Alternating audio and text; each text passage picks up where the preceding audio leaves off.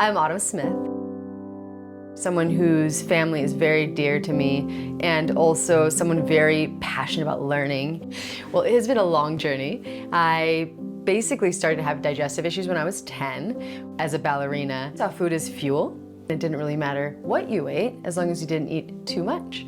When we started going to the doctor because I had digestive issues, nobody really knew what to do with me. They put me in the irritable bowel syndrome category. And because it wasn't addressed, I started to have other interesting health issues. I started passing out, I had migraines, and eventually, as I got older and into high school, pretty serious mental health issues, anxiety, depression, eating disorders, substance abuse. I was suffering, but I was still able to put one foot in front of the other, graduate college, move to Los Angeles, become a celebrity fitness trainer. Hi, my name is Autumn and I'm here from the Tracy Anderson Method. And it wasn't until my husband and I met that he, in his discernment and wisdom, was able to notice that I was really struggling, even though I was doing all of the things and checking all the boxes. And he said, I think we can do better for you. We need to find a solution. He saw some people were having luck with diet. And at the time I thought, that's crazy, but I'll try it. And we did. We just cleaned up our diet. We started going to the Pasadena's farmers market and just eliminating the processed foods, bringing in as many whole foods, high quality animal products. And in 30 days, all my digestive issues were gone. And it was so remarkable for me after over a decade, probably 15 years of suffering. I didn't even believe it, but we just kept doing it, and eventually my mental health, I became a different person emotionally, more stable, more inspired.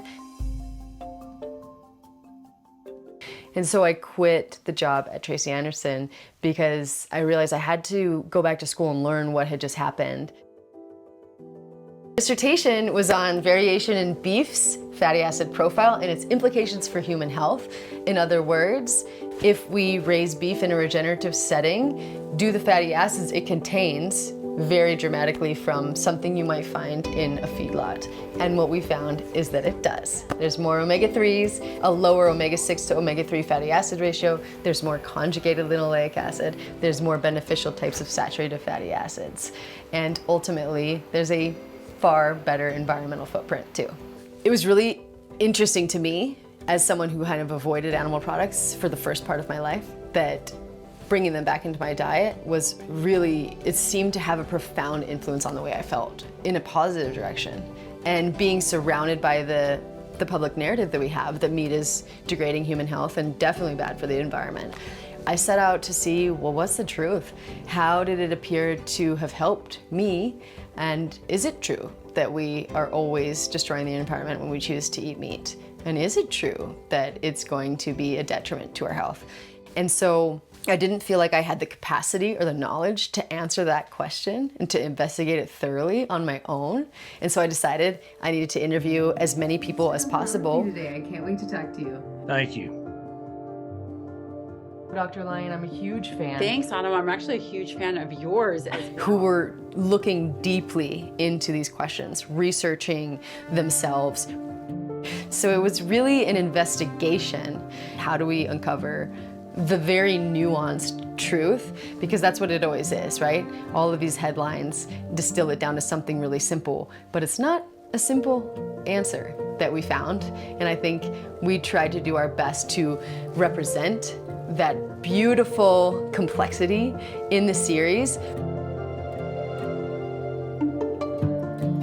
Tell me what it was like working on the docuseries and your dissertation at the same time. Oh man, that was challenging. Luckily I have a great team. Doctoral candidate? But it was overwhelming, let's just say that.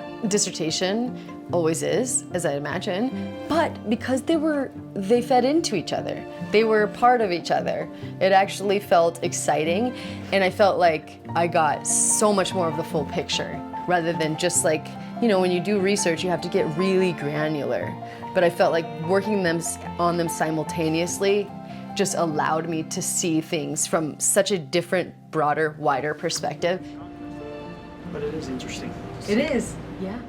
So I hope that this docuseries just helps shed light on the fact that we can use high quality animal products in a way that promotes human health, and that is absolutely essential in many cases that we do so, right? Because of the essential nutrients they contain in forms that we can actually absorb.